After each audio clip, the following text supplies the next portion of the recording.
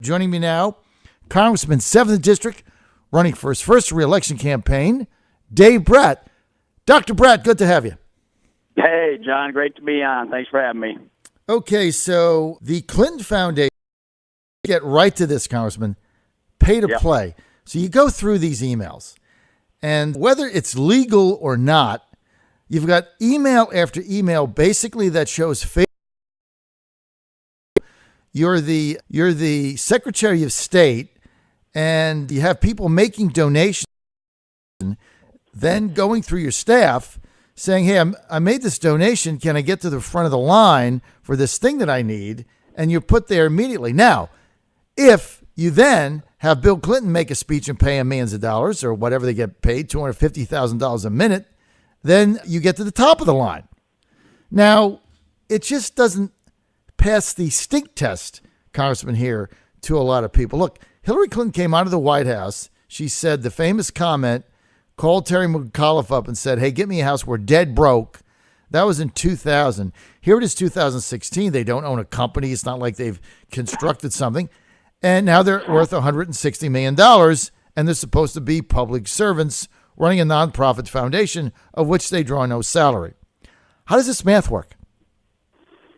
Yeah, I mean, this is the central issue. It's the number one issue for the presidential campaign. It was the issue I ran on, and it's basically the crony system that's been established in Washington, D.C., where if you have a lawyer and a lobbyist and you're connected, you will get rich. And the rest of the country is growing at 0 to 1% over the last half a year, and the kids can't find jobs.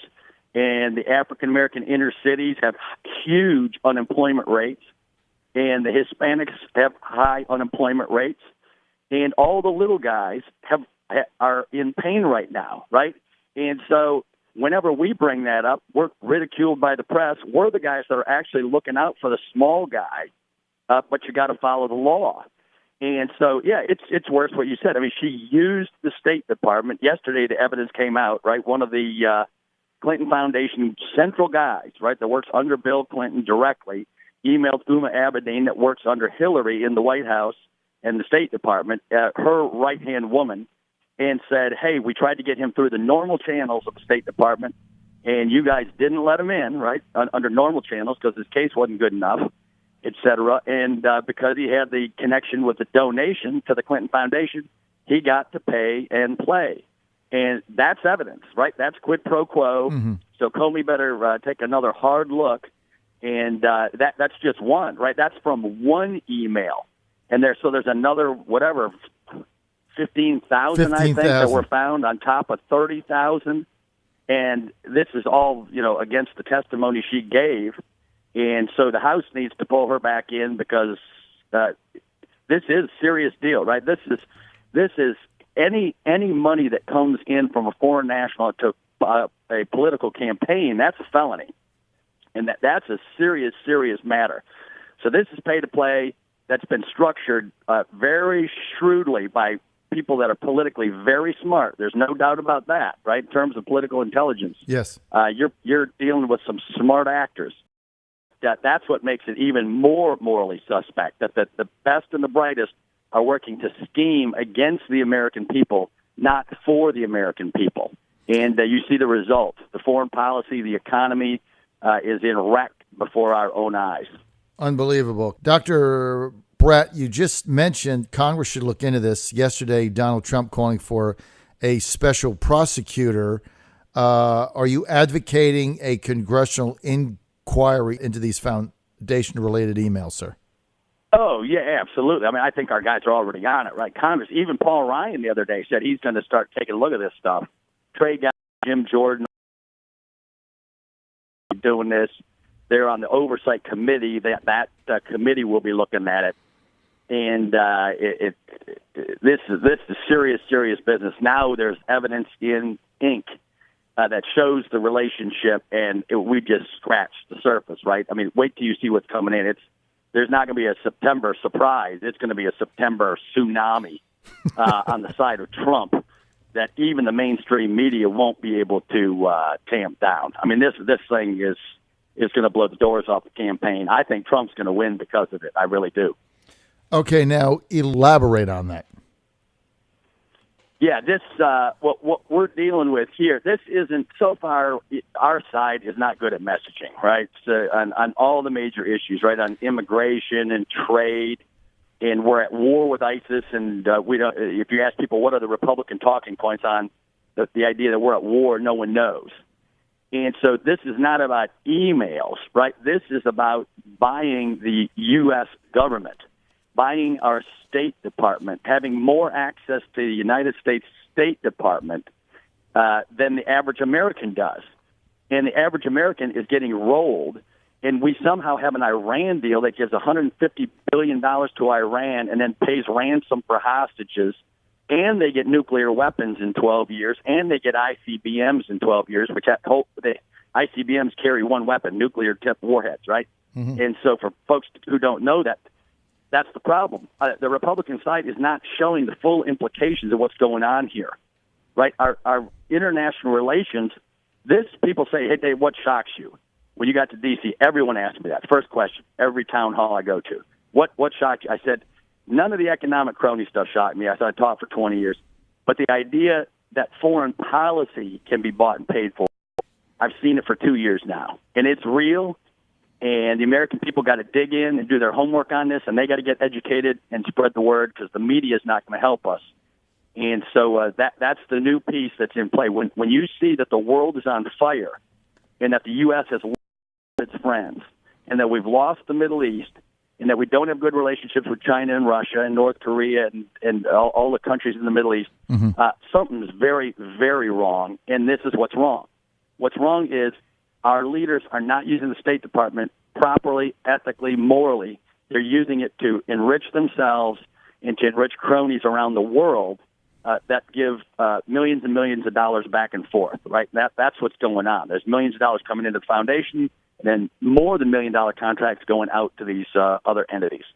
Right, and these other entities being Congressman Brat, many of these independent contractors and other companies that actually profit by us getting involved in conflict after conflict in the Middle East that, maybe you take a second look at and say, why are we trying to change all these regimes, et cetera? So it's kind of the neocon version of what is going on.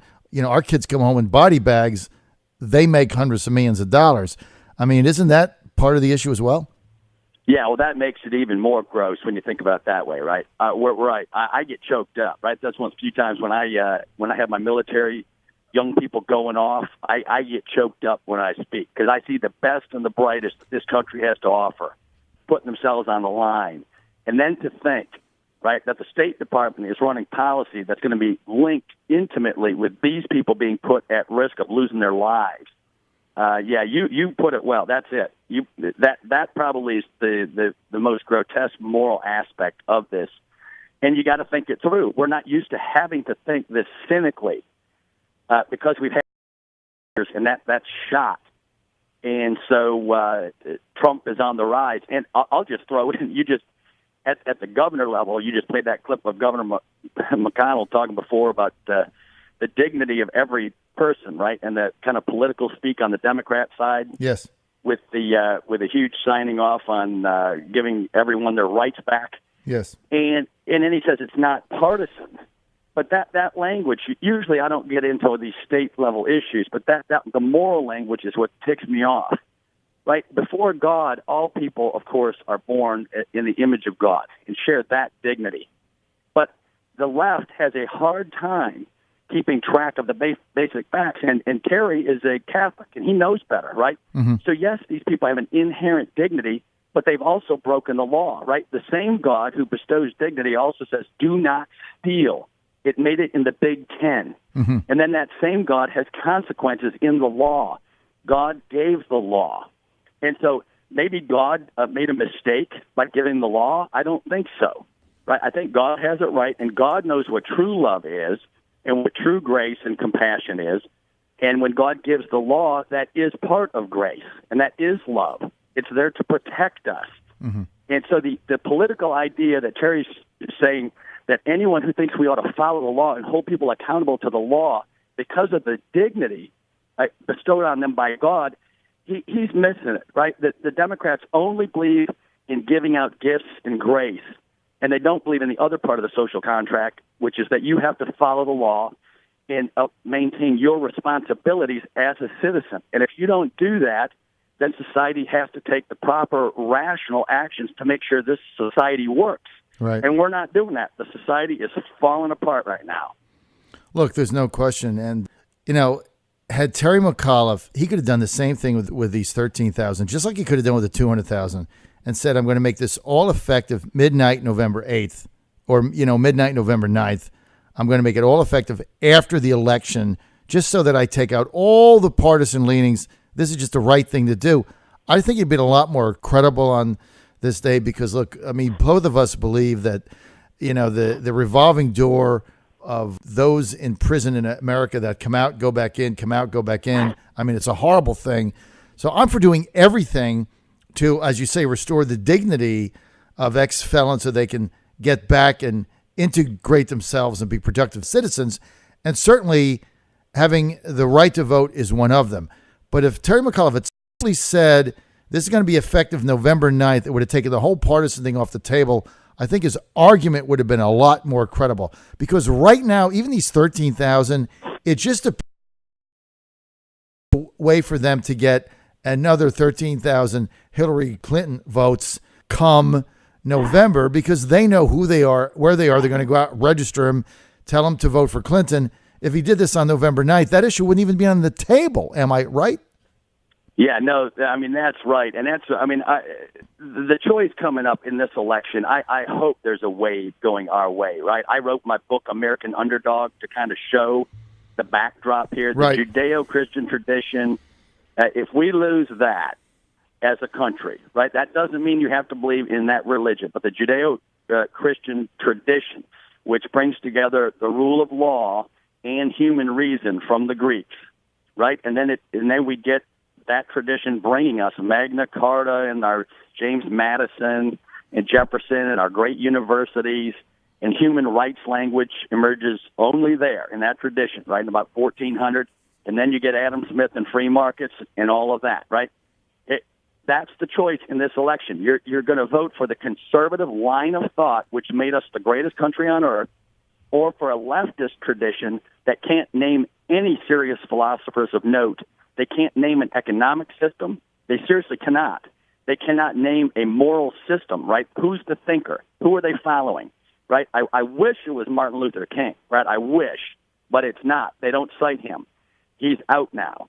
And so we have that tradition as our backstop. It contains all the major pieces that have made us a success, and the left right now is just it's vacuous. Mm-hmm. And so there should be just a wave election coming, and I hope we got it, right? I'm running coming up, and I hope people go and check out my site and sign up for my emails. I try to explain my votes and all these issues every day on my Facebook and at davebrat.com, et cetera. And so I hope people are following these basic differences between the two parties, right? I got plenty of good Democrat friends all over the place, up in D.C., that's not but the far left is hijacking the country right now. Okay, more info, davebrat.com, davebrat.com. And you definitely want to sign up for his newsletter that comes out every week, and you can follow everything he does. Congressman, let's get to TPP. President Obama doing the paperwork in the administration to bring this up in a lame duck session. Now, Hillary Clinton, who was in favor of TPP, all right, she campaigned, now says, no, I'm opposed to it. She did this in response to Bernie Sanders. Tim Kaine, right, her vice presidential candidate, has been on my show, Congressman, 25 times. I have debated TPP with him 25 times. As healthy as my self-esteem is, as you know, I doubt very much that I changed Tim Kaine's mind when he became vice president. Maybe I did. I doubt it. So he becomes VP, and then he changes his mind on TPP. Right. But then Clinton says, well, out. Now, that obviously, they're going to do everything they can in order to jam this down your throat in November, no matter who wins. How will it play out? Yeah, well, let me just tell you and the listeners out there what's going on with that issue at its core. So, right, why is Hillary for TPP up front? Because that's where all the big money is, right? The U.S. Chamber of Commerce, all the big cronies want it. Then she's in a primary election against Bernie, who represents the populist blue-collar worker out there that are losing their jobs over the decades, and they haven't had a wage increase in 30 years. Mm-hmm. And guess what? There's more voters there than there are on the crony side. And so it doesn't take a genius. And so Hillary Clinton switches from the crony donor class because she has to win the primary. Right. Right? And then Tim Kaine, the same thing. And I just looked it up yesterday because I was interested in this. Guess what my score is with the United States Chamber of Commerce? Only 55%, because I voted against the Export-Import Bank, which is harmful to business in the long run. Mm-hmm. I voted against busting the caps. Mm-hmm. I voted against the trade deal, in which we lose some of our sovereignty until that's hammered out. I'm a no vote. I voted against the omnibus budget. I voted against the transportation bill because I'm very much in favor of transportation in our industries, especially in my area, but our leadership attached the Export-Import Bank to it. Right. And so I'm a 55 on the chamber score. Guess what I am with small business, NFIB, all 100? the small guys. I'm 100%. Dave Brat, 100% score with the small guys. So where is Hillary with the small guys? And go look up Kane and Warner on their small business vote. I think one of them is only at 17% on the small business side. Mm-hmm. Right? And so the contrast, you can talk all you want, but the Republican Party right now is favoring the small guy and small business, and all the numbers are there to prove it. And Hillary, her initial impulse at every moment is to go help the cronies and the Wall Street guys and the whatever. And I'm pro-business. I'm for them, but they don't get a special seat at the table. They get the same seat as every other American. Well, you're right. And the reason why all of these special interests, and it's on two sides of the aisle, are for this TPP and these other trade deals is because they are funding their campaigns. The globalist, corporatist, elitist are they scour the globe for slave labor to cost us our jobs so they can reduce their costs, make more profits. They take a piece of that money and they fund all these campaigns on two sides of the aisle. I mean, there's equal blame to go around. That's exactly what I've been saying. That's exactly what is happening. And you've seen it now with the Clinton campaign. And I'm telling you, regardless of who wins in November, they're going to have a full court press in the lame duck session to get TPP passed, especially if Clinton wins. So we'll see how that plays out. No, you're right. On the money piece, you're right. And guess who is responding to this? Guess who just had the best week of his career? Trump is saying to the African American community in the inner city and to Hispanics, how are you doing under that regime? Mm-hmm. Right? You haven't had a pay increase. The unemployment rate in the communities is terribly low. And so let's look at the facts and let's see which party is really fighting on behalf of the small guy and which is not, right? And so we get hit all the time because I don't want illegal immigration. But if you look at our policies are way better for all my Hispanic friends and African-American friends who are all part of the big fabric of the Judeo-Christian tradition, by the way, right? All brothers and sisters of mine that never gets reported on the press. And we have policies that are way better, not a little bit better, on education, on small business development, on everything to help out our friends in every way we can. Okay, we can agree on one thing. I think, or I believe, Trump is going to turn the corner, Congressman, and win this election on November 8th. Am I right? Yeah, no, I've said that all along. He had a rough patch, and but he said, I haven't even started yet. And he's right now, you just watch Labor Day. That's day one, right? That's day one, and right so there. He's warming it up. He's cranking up the machine, and wait till you see what's coming. Labor Day. I think we got a big win. Labor Day is day one. I think we're going to win, and I can't wait until about midnight on November 8th. I'm going to put CNN on, and everybody's hair is going to go on fire. That's right. We're out of time. For more information, go to davebrat.com. That's davebrat.com. Also, buy Dave's new book that came out, Dave. Can I mention that? Yeah, please. American Underdog, Proof that Principles Matter. All right. You want to buy that. We appreciate, Dave, your being with us. Congressman, good to have you with us.